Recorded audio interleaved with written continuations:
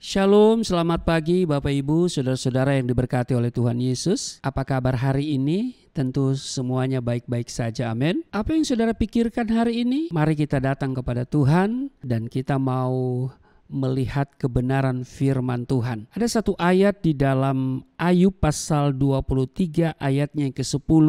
Karena ia tahu jalan hidupku, seandainya ia menguji aku akan timbul seperti emas. Bapak Ibu dengar baik, saya mau katakan begini. Tuhan punya cara lain untuk menguji kualitas iman seseorang, yaitu melalui masalah atau penderitaan. Nah, masalah atau penderitaan yang dimaksud bisa berupa krisis keuangan, sakit penyakit, dan masih banyak lagi. Ada dua kemungkinan reaksi orang ketika berada dalam masalah atau penderitaan tersebut. Yang pertama, semakin mendekat kepada Tuhan dan mencari wajahnya. Seperti pemazmur, kalau kita lihat di Mazmur 119 ayat 67, sebelum aku tertindas, aku menyimpang, tetapi sekarang aku berpegang pada janjimu. Dan ayat 71 di Mazmur 119 dikatakan bahwa aku tertindas itu baik bagiku,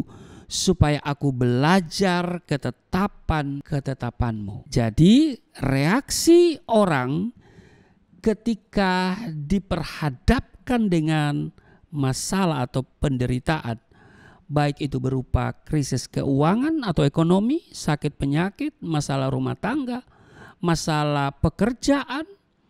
Yang pertama, reaksi semakin mendekat kepada Tuhan dan mencari wajahnya.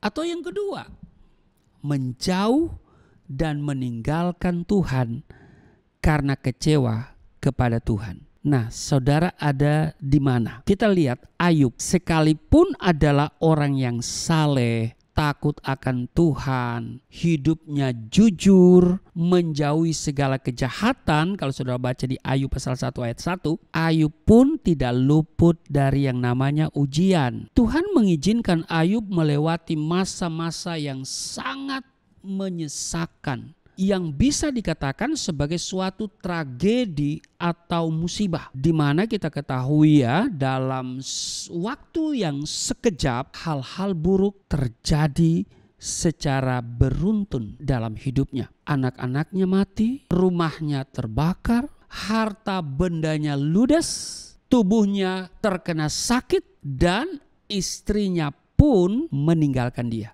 Boleh dikatakan lengkap sudah penderitaan yang Ayub alami. Namun dalam keterpurukannya itu, Ayub tidak berbuat dosa dan tidak menuduh Allah berbuat yang kurang patut. Itu kita baca di Ayub pasal 1 ayat 22. Bapak Ibu, saudara-saudara yang diberkati oleh Tuhan Yesus, saat segala sesuatu tampak buruk, seringkali kita memiliki respons yang negatif. Kita menyalahkan keadaan, menyalahkan orang lain, dan bahkan kita berani menyalahkan Tuhan. Kita tidak berhenti mengeluh, mengomel, ngedumel, bersungut-sungut kepada Tuhan. Berdoa menjadi malas, ibadah menjadi malas, pelayanan ogah-ogahan. Lalu kita menjauhkan diri dari pertemuan-pertemuan ibadah dan akhirnya meninggalkan Tuhan. Saya mau katakan begini, jangan sekali-kali undur dari Tuhan hanya karena masalah. Amin.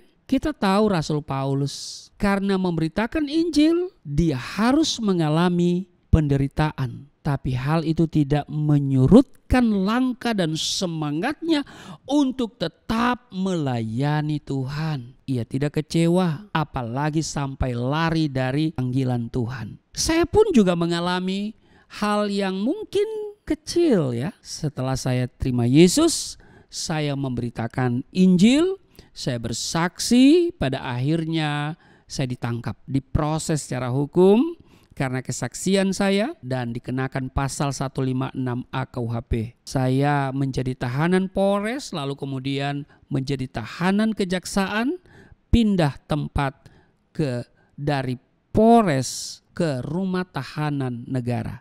Nah, pada saat itu jangan ditanya dipukul apa enggak. Bukan dipukul lagi, dianiaya. Banyak penderitaan yang saya alami, tapi saya tidak pernah kecewa kepada Yesus. Saya tidak mengeluh, saya tidak bersungut-sungut, tapi saya tetap bersuka cita, saya tetap bersyukur.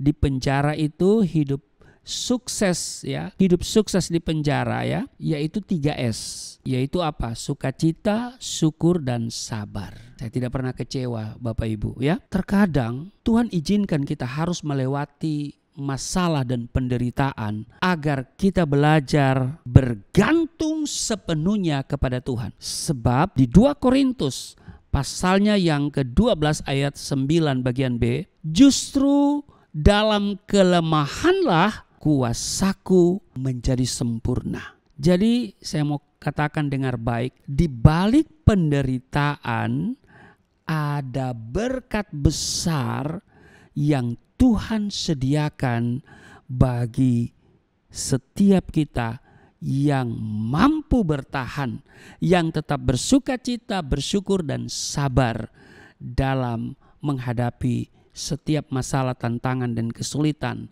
yang namanya penderitaan. Jadi di balik penderitaan sesungguhnya Tuhan menyiapkan berkat yang besar, mujizat yang besar. Amin. Selamat beraktivitas.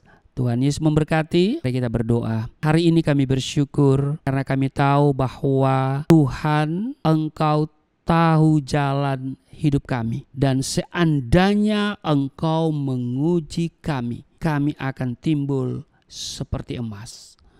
Maka kami akan terus bersukacita, syukur, dan sabar tatkala kami diizinkan Tuhan mengalami yang namanya penderitaan berupa krisis keuangan, sakit penyakit, masalah pekerjaan, masalah rumah tangga, dan sebagainya.